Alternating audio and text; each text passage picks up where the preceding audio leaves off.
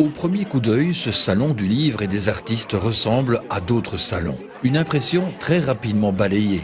Ici, tout est différent. Et le public qui arrive, d'ailleurs, le dit dès l'entrée, quand on entre dans ce salon, on sent qu'on n'est pas dans un salon habituel. Il y a vraiment une chaleur. Et puis, grâce à ce jeu concours qui permet de découvrir l'univers de chaque artiste, eh bien, le public est vraiment invité à rentrer dans l'univers des artistes et des artistes qui aujourd'hui vont bien. Et si on a pu un petit peu y contribuer, on a tout gagné.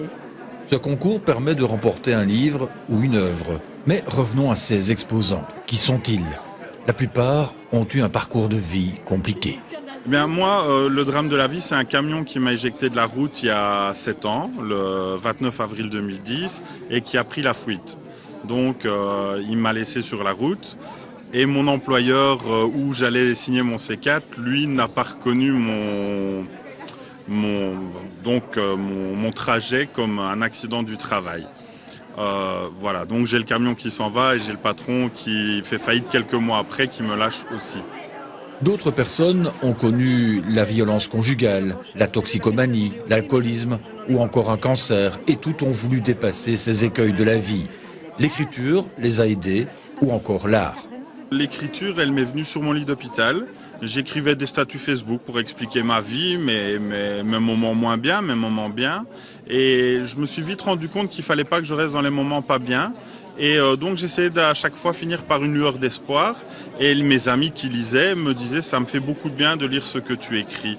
Et tu devrais écrire un livre ». Mais bon, quand c'est les amis, quand c'est la tati, quand c'est la maman, on se dit que ça compte pas. Là, j'ai ouvert un blog qui s'appelait « Avancer assis » comme mon livre.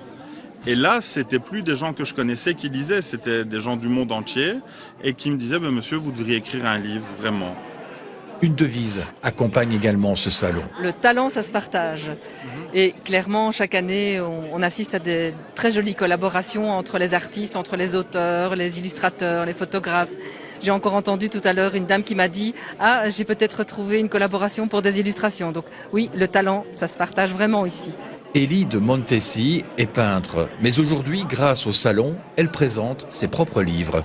Le hasard a voulu que lors du tout premier SLAR organisé par Betty, j'ai rencontré un monsieur Boubou Noader qui venait d'ouvrir une jeune maison d'édition, Acrodacrolivre, à Tilly. Mon projet a rencontré le projet de l'éditeur qui lui souhaitait créer un salon du livre dédié aux femmes. Ce salon vient aussi d'innover. Il a édité un recueil collectif de nouvelles et récits de vie.